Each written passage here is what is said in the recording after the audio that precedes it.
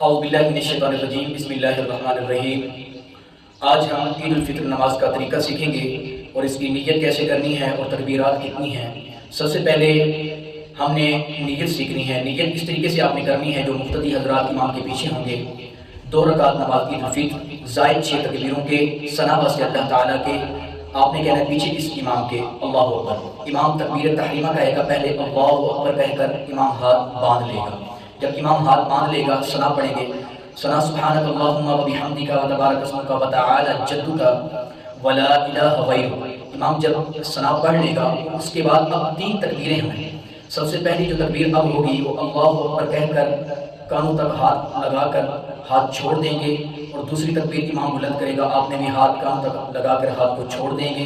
اب تیسری تکبیر جب ہوگی امام کانوں تک ہاتھ اٹھائے گا، آپ نے بھی ہاتھ اٹھا کر ہاتھ کو باندھ لینا ہے۔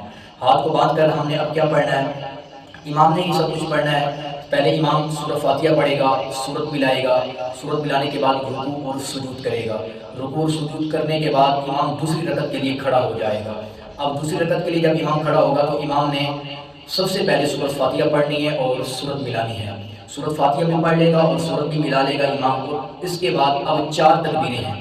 یاد رکھیں یہاں پہ اسی چیز کی غلطی لگ جاتی ہے، کافی مقتدیوں کو پہلے تکبیریں کہی جاتی ہیں اور دوسری رکعت میں جو ہے نا پہلے سورۃ فاتحہ سورت ملانے کے بعد اب 4 تکبیریں ہوں گی۔ اب جب سورت پڑھی جائے گی اور امام تکبیر کے لیے ہاتھ کو بلند کرے گا، اللہ اکبر کہہ کر کانوں تک ہاتھ لگا کے ہاتھ کو پہلی مرتبہ چھوڑ دینا ہے، دوسری مرتبہ بھی کانوں تک ہاتھ اٹھا کر ہاتھ کو چھوڑ دینا ہے، تیسری مرتبہ بھی کانوں تک ہاتھ لگا کر ہاتھ کو چھوڑ دینا ہے۔ اب چوتھی مرتبہ آپ نے ہاتھ نہیں اٹھانے بلکہ تکبیر کہنی ہے، امام نے اللہ اکبر کہتے ہوئے آپ نے رکوع کے اندر جانا ہے۔ رکوع کے اندر جا کے تسبیحات مکمل کرنی ہے، رکوع کی، سجود کی، اور اس کے بعد اعلیٰ اولیٰ سلام پھیرنے تک آپ نے مکمل نماز کرنی ہے۔ اور یہ طریقہ ہے عید الفطر نماز کا۔